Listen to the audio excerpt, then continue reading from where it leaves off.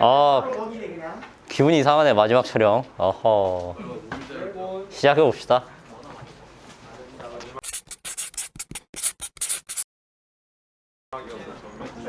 자, 마지막은 여러분 다 같이 박수 한번 맞춰 볼까요? 오디오 싱크 맞춥니다. 하나, 둘, 셋. 와, 이게 마지막이네 진짜 이게. 여러분 만나서 반갑습니다. 오늘 역사 수업 마지막 시간입니다. 드디어 마지막 시간입니다. 지금까지 총 32개의 수업을 했고요. 이제 오늘 33번째 수업을 하면 마지막이 되는데요. 그동안에 여러분이 대한민국 근현대사를 이래저래 많이 공부하고 배웠을 거라고 생각합니다. 배운 내용들을 까먹지 말고 잘 활용하길 바래요. 이래저래 쓸 데가 많을 겁니다.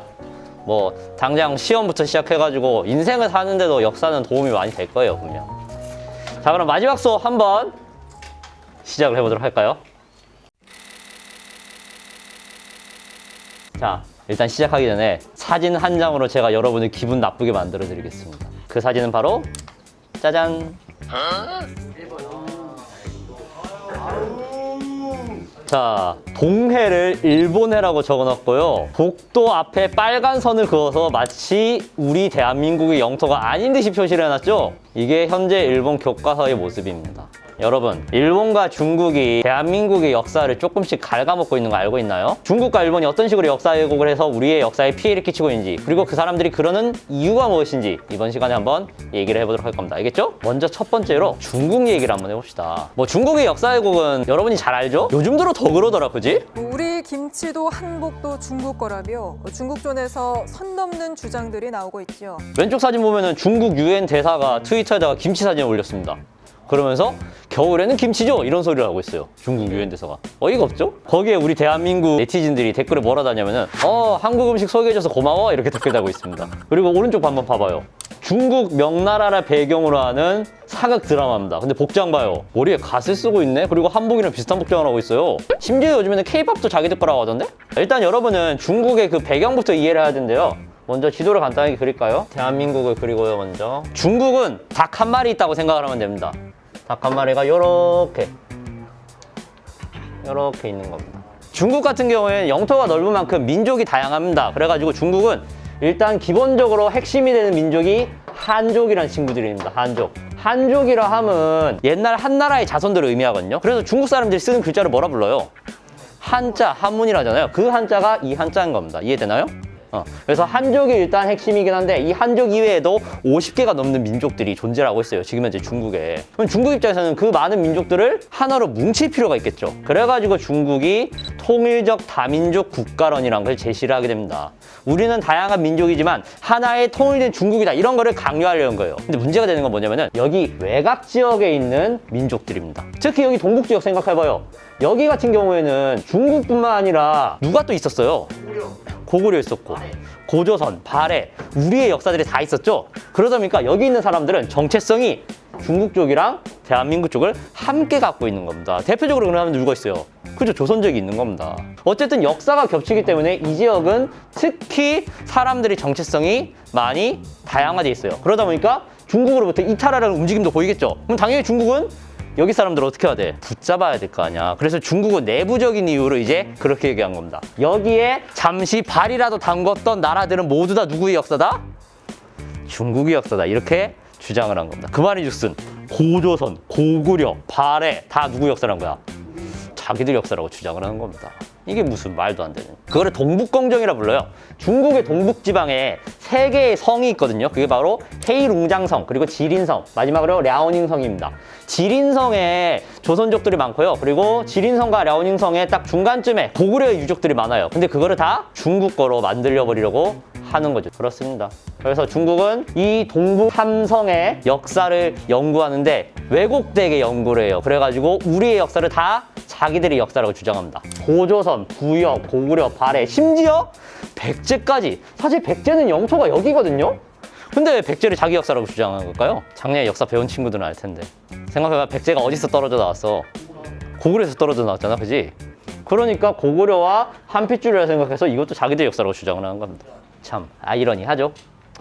자, 중국 측의 주장을 한번 봅시다. 하나하나 들어보면 그럴듯하게 해놨는데 사실은 다 반박이 가능합니다. 작년에 역사 수업을 잘 들었으면 모두 다 반박이 가능해요. 하나씩 볼까요? 첫 번째, 고구려는 중국 한나라의 현도군에서 세워졌으며 이후 한나라의 낙랑군에 위치한 평양으로 수도를 옮겼다. 이 말인즉슨 고구려가 나라를 세울 때 중국의 영토 안에서 나라를 세웠고 수도를 옮길 때도 중국의 영토 안에서 수도를 옮겼다는 겁니다.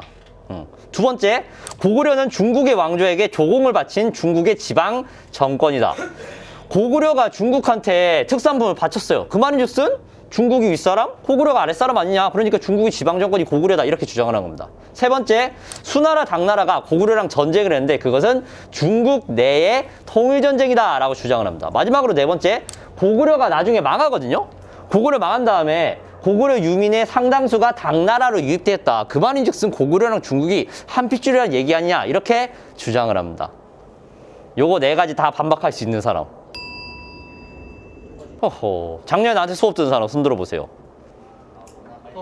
허허, 다 배운 거야. 왜 반박을 못해? 이렇게 반박을 하면 됩니다. 중국에 한나라라고 있었어요. 한나라. 그 한족의 기원이 된 한나라입니다. 한나라가 힘이 엄청 셌거든요. 그래가지고 고조선을 멸망시킵니다. 여기 있는 고조선을. 당시에 한나라의 황제가 무제 센 한무제라는 사람이었거든요. 이 한무제라는 사람이 고조선을 멸망시키고 여기에다가 한사군이라는 걸 세웁니다. 한나라가 세운 4개의 군. 그 4개의 군 중에 뭐가 있냐면 바로 현도군이 있고 낙랑군이 있는 겁니다. 이해되나요? 근데 중국 측이 주장은 그거예요. 고구려가 여기 있는 현도군 낙랑군에서 나라를 세우고 수도를 옮겼다는 건데 사실 현실은 어떠냐면요. 고구려가 현도군을 쫓아내고 나라를 세운 겁니다. 그러면 중국한테 속하는 게 아니잖아. 심지어 고구려가 나중에는 낙랑군을 어떻게 하냐면 멸망시켜요. 그렇게 치면 우리는 한나라에 속한 게 아니라 오히려 한나라랑 갈등했다라고 보는 게 맞는 거죠. 자, 두 번째, 고구려는 중국의 왕조에게 조공을 바쳤을까요? 바쳤습니다.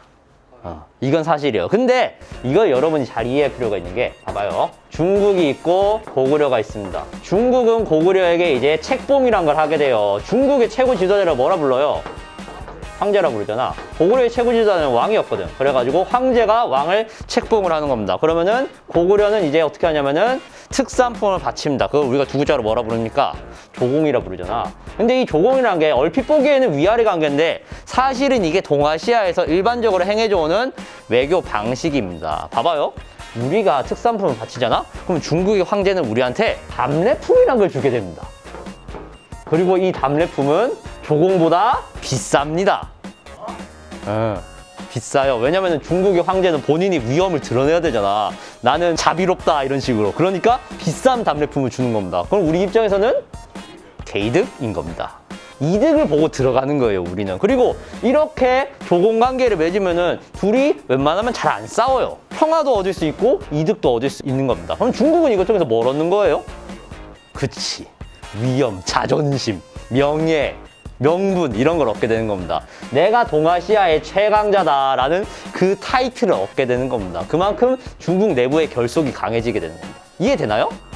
이런 식으로 조공과 책봉 관계가 이루어지게 돼요. 그래서 단순히 이게 우리가 마냥 윗사람을 대하듯이 하는 게 아니라 우리도 전략적으로 들어간다고 합니다. 그래서 형식적 군신 관계라고 불러요. 이해되나요?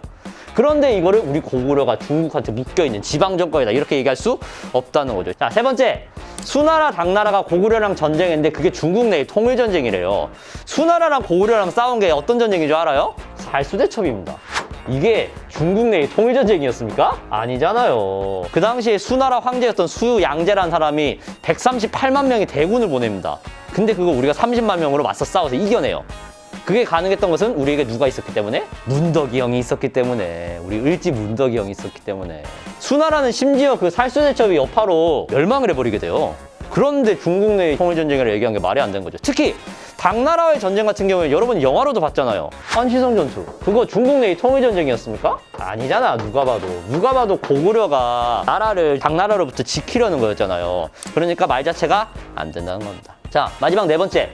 고구려 유민의 상당수가 당나라로 유입되었대요. 그래가지고 고구려 유민이랑 당나라랑 같은 핏줄이에요. 이렇게 얘기를 하는데 고구려가 멸망한 다음에 그 고구려 주민들을 당나라로 강제로 끌고 간 겁니다. 이거를 통합됐다고 얘기할 수 있어요? 심지어 그 강제로 끌려간 사람들이 나중에 반란이 일으켜가지고 독립을 하게 되거든요. 그 독립한 나라가 발해인 겁니다. 모르면 손해보는 나라 발해. 자, 그래서 중국 측이 주장을 하나하나 모두 반박을 할 수 있다는 걸 알 수 있습니다. 그럼에도 불구하고 중국은 계속해서 여기에 있는 모든 나라들을 자신들의 역사라고 주장한다. 심지어 여기에서 태어난 역사적인 인물, 여기에 위치한 역사적인 유적들 모두 다 자기 거라 주장을 해요. 대표적으로 여기에서 태어난 사람들 중에 누가 있냐면요, 윤동주가 있습니다. 윤동주가 북한도에서 태어났잖아요. 근데 그걸 두고 이제 얘네들이 뭐라 하냐면 윤동주는 중국 사람이다 이런 얘기를 합니다. 이게 선 넘었지 이거는 좀. 그리고 또 장군총이라고 하는 무덤이 여기에 있거든요. 추측컨대 아마도 그 광개토대왕의 아들인 장수왕의 무덤일 거라고 추측을 해요. 근데 이 무덤 또한 중국이 유네스코 세계문화유산에 등재를 해버립니다. 뭐 세계문화유산에 등재됐다는 건 우리 입장에서 기분이 좋은 거긴 한데 중국의 이름으로 등재가 됐다는 건 좀 별로다라고 얘기할 수 있는 거죠. 잘 생각해보면 말이죠. 우리 고려시대의 역사책 중에 삼국사기, 삼국유사 기억해요?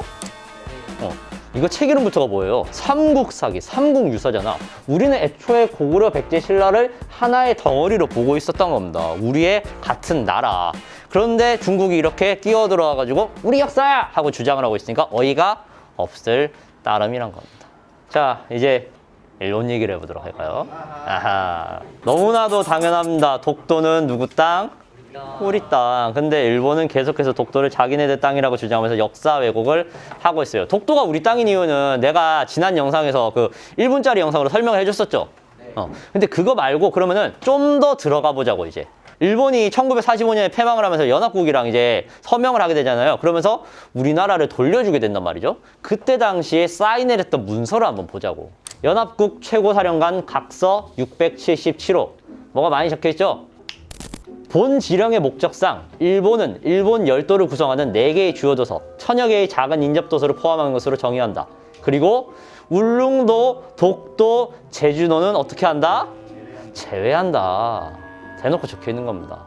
일본이 서명한 문서에. 심지어 그 독도는 리앙쿠르 암초, 타케 아일랜드가 뭔지 알아요? 다케시마 섬입니다. 일본이 주장하는 그 다케시마. 그러니까 일본 측 호칭, 프랑스 호칭이 다 들어가 있는 거예요. 명백하게 독도라고 얘기를 하고 있다는 겁니다. 누가 봐도 독도는 일본 영토에서 제외됐으며 거기에다가 이제 일본이 서명까지 했던 거죠.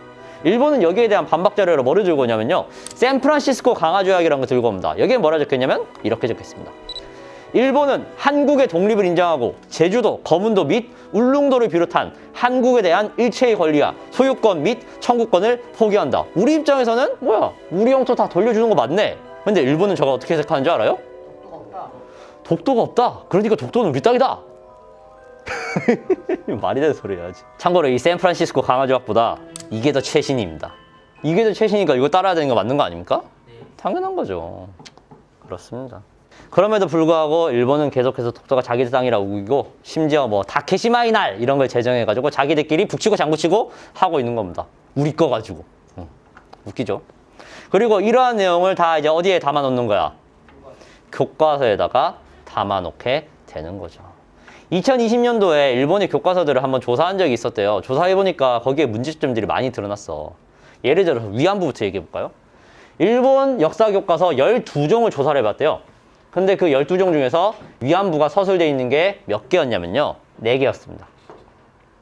근데 그 4개 중에서 위안부가 강제로 끌려갔다라고 적혀 있는 게 단 1개였습니다.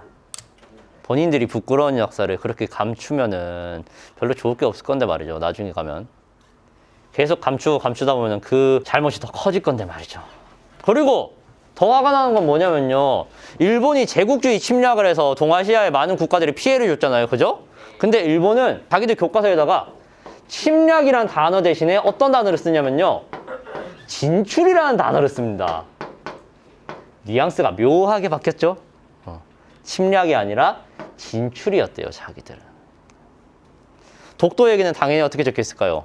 자기들 땅인데 한국이 불법 점유해서 안 돌려주고 있다, 이렇게 적어 놓습니다. 다 자기들 입맛 따라 막 써놓는 겁니다. 이게 뭐 하는 건지 모르겠어요. 자, 리하르트 폰 바이츠제커라는 사람이 있습니다. 이 독일의 제8대 대통령이 무슨 얘기를 하냐면요, 과거에 눈 감은 자, 현재에도 눈 멀게 된다, 이런 얘기를 합니다. 일본과 중국은 과거에 지금 눈을 감고 있기 때문에 현재에 눈이 멀어서 역사를 이렇게 신나게 왜곡하고 있는 거 아닐까라는 생각이 듭니다.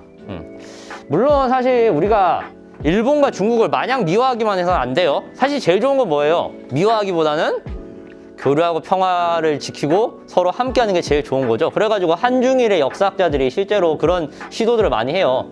이를테면은 이런 식으로 미래를 여는 역사라는 교과서도 쓰고요. 이거 같은 경우에 이제 한중일 역사학자들이 같이 책을 만든 거예요. 서로의 역사를 왔다 갔다 비교 대조해보면서. 이 책을 읽고 싶은 사람은 나한테 얘기하면 돼요. 나한테 있거든요. 이런 책도 쓰고 있고요. 그리고 역사 NGO 세계대회라고 해가지고 역사 시민단체들이 모여가지고 동아시아의 평화를 위한 그런 회의를 2년마다 진행을 하기도 합니다. 지금 현재는 8회가 진행된 걸로 알고 있어요. 2019년에. 그런 식으로 노력을 하고 있다는 거죠. 그래서 개인적인 생각으로는 너무 중국과 일본을 미워하지 말고 그 친구들을 잘 설득해서 우리가 하나로 뭉치는 게 좋다고 봅니다. 중국, 일본, 대한민국. 솔직히 세 개 나라 다 센 놈들이잖아. 그 셋이서 뭉쳐가지고 서양 강대국들에 맞서 싸우면 얼마나 우리가 위상이 서겠어요. 그죠? 그리고 이거는 내가 얘기하는 게 아니라 여러분이 배웠던 역사 속 인물이 주장한 겁니다. 누구였을까요? 안중근이 동양평화론 얘기했잖아요. 중국과 일본과 대한민국이 하나가 되어가지고 서양에 맞서 싸워야 된다. 안중근은 그런 얘기를 했었잖아요. 어떻게 보면 지금이 진짜 그렇게 해야 될 때인 건지도 모릅니다. 자, 마지막은 이제 안중근 선생님의 말로 마무리하도록 하겠습니다. 합치면 성공하고 흩어지면 패망한다는 것은 만고에 분명히 정해져 있는 이치이다.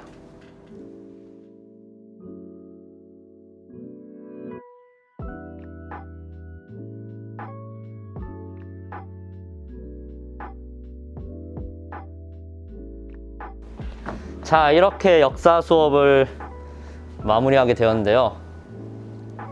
남은 시간 동안은 뭐 할 거냐면요. 학습지를 한번 꺼내볼까요? 학습지 뒷장에 마지막 와디프라고 나와 있는 거 보이나요? 네. 마지막 활동을 해볼 건데요. 여러분이 1년 동안 역사를 열심히 배웠잖아. 배우면서 느낀 점을 거기다가 한 줄로 요약을 하는 겁니다. 나에게 역사란 땡땡땡이다. 왜냐면 이러이러하기 때문이다. 이런 식으로. 알겠죠? 그걸 적으면서 1년의 역사 수업을 마무리하도록 합시다. 고생 많았습니다.